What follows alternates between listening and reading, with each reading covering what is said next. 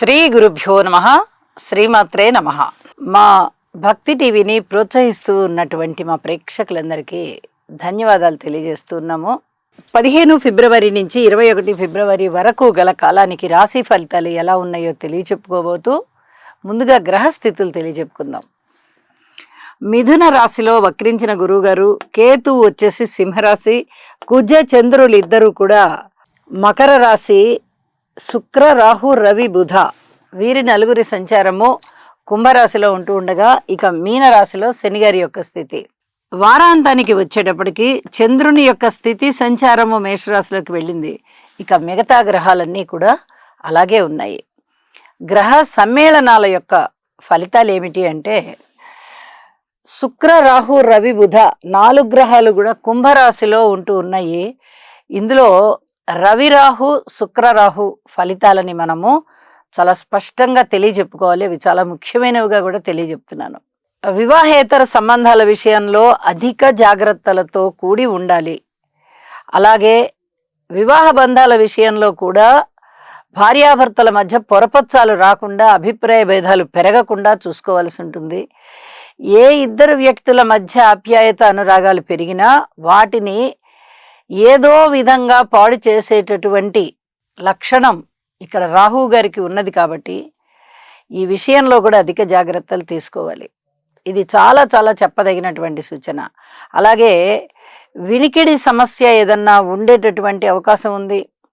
పితృవర్గ రీత్యా చిన్నపాటి దోషాలు కనిపిస్తూ ఉన్నాయి. పితృవంశంలో ఈ దోషాలు ఏర్పడి ఉన్నవారికి ఇప్పుడు అది జన్మజాతకంలో కనిపిస్తుంది, ఇక్కడ గోచారంలో కూడా కనిపిస్తోంది. కాబట్టి రవి రాహు స్తోత్ర పారాయణాలు చేసుకోవాలి. అలాగే శుక్రాచార్యుల వారికి కూడా చేసుకోవాలి. ఇక బుధుడికి కూడా చేసుకుంటే చాలా చాలా మంచిది అని చెప్పి తెలియచేస్తూ ఉన్నాను. తప్పనిసరిగా రాశితో సంబంధం లేకుండా, నక్షత్రంతో సంబంధం లేదు, తప్పనిసరిగా ఇది ప్రతివారు ఆచరించడం అనేది వారి వారి యొక్క ప్రశాంత జీవితానికి దోహదపడుతుంది అని చెప్పి తెలియజేస్తూ ఉన్నాను. అలాగే గ్రహాల దృష్టుల దగ్గరికి వచ్చేటప్పటికి గురువుగారి యొక్క దృష్టి శుక్ర రవి రాహు బుధుల మీద పడుతుంది. ధనయోగాలు బాగా పెరుగుతాయి. అడ్మినిస్ట్రేషన్ కెపాసిటీ బాగా పెరుగుతుంది. అలాగే నాలెడ్జ్ బాగా పెరుగుతుంది. విద్య బాగా వస్తుంది. ఏదైనా కానీ ఒక పని పట్టుకున్నారంటే దానిని విజయం వైపుగా తీసుకెళ్ళిపోతారు. అలాంటి పరిస్థితి కనిపిస్తోంది.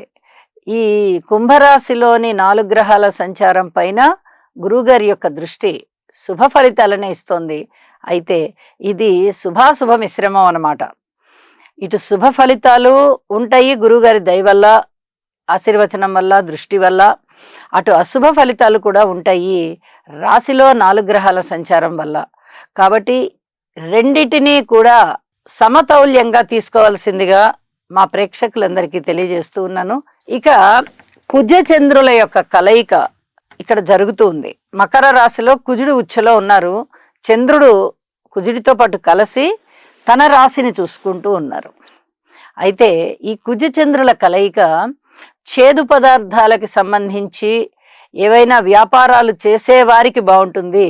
అలాగే తల్లిగారి పట్ల కొంచెం ఏదో ఒక వ్యతిరేక భావన ఏర్పడడమో, లేకపోతే అమ్మే కదా అనే ఒక అలుసు ఏర్పడడమో, ఇలాంటివి కొంచెం తేలిక భావాలు ఏర్పడడానికి అవకాశం ఉంది.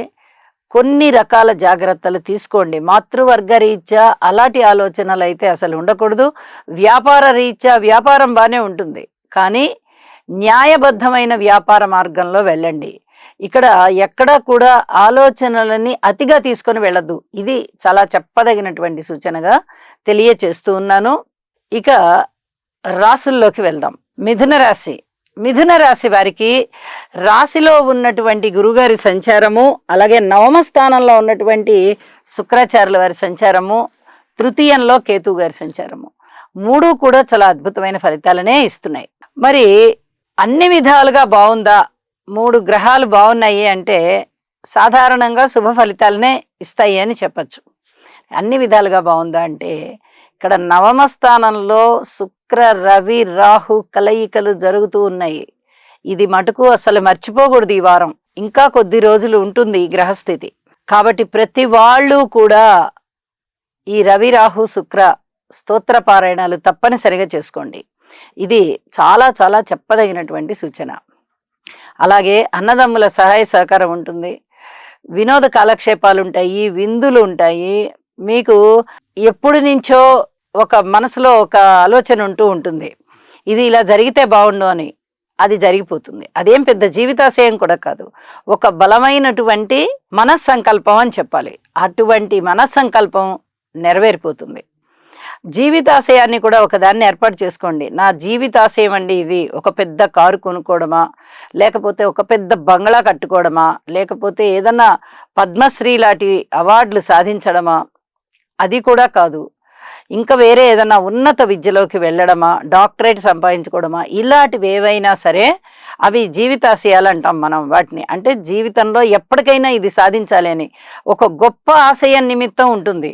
అది ఊరికే ఇవ్వాలనుకుంటే రేపు జరిగిపోయేదిను, ఒక 6 నెలల్లో అయిపోయేది కాదు. కొన్ని సంవత్సరాల కృషి ఉండాలి, అప్పుడే ఆ ఆశయం నెరవేరుతుందన్నమాట. అలాంటి గొప్ప గొప్ప ఆశయాలను ఏమన్నా ఏర్పాటు చేసుకోండి, ఖచ్చితంగా మీరు విజయావకాశాన్ని సంపాదించుకుంటారు. మాతృవర్గ రీత్యా కొంచెం బానే ఉంది అనేటటువంటి కాలము. విద్యార్థులకి విద్య కొంచెం కఠినతరం అవుతుంది, అయినా కూడా వాళ్ళు చాలా తేలిగ్గా ఆ కఠినం నుంచి గట్టెక్కగలుగుతారు. స్త్రీల విషయంలో శివారాధన చేయండి, లేదా విష్ణు సహస్రనామ పారాయణ చేయండి, చాలా అద్భుతమైన ఫలితాలు ఉంటాయి. సంతాన రీత్యా బాగుంది, రుణభారాల రీత్యా అంతగా బాలేదు, కొంచెం జాగ్రత్తగా ఉండాలి. వివాహాది శుభకార్యాల విషయంలో చక్కగా దగ్గరకు వస్తాయి వివాహాది శుభకార్యాలన్నీను. దూర ప్రాంత ప్రయాణాల విషయంలో శ్రమ ఎక్కువ అవుతుంది.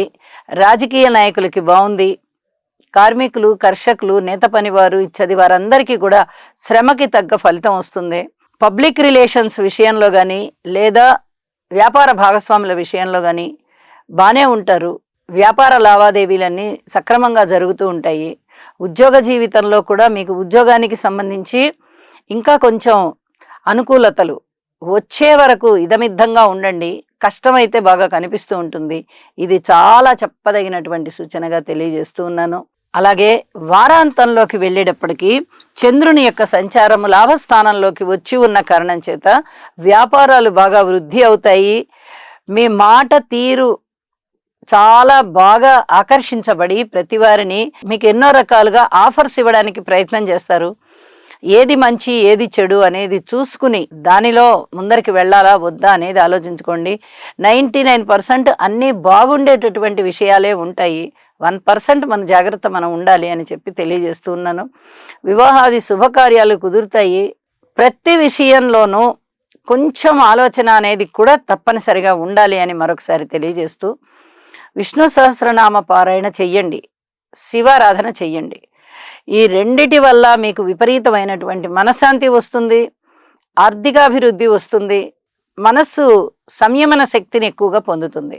శుభం.